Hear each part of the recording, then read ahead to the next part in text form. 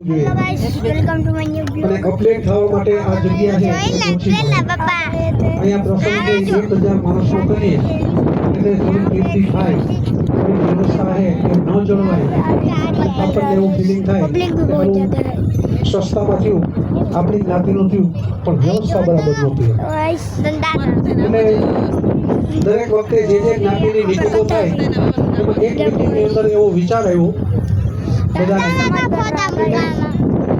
जमीन है ना, जमीन के ऊपर समाज અને જો ભારત નીકળીએ છીએ તો એક એવી જગ્યા પસંદ કરવી જોઈએ આપણે આવનારી પેઢી છે એને પણ એવું લાગે કે ના કામ કરીને ગયા.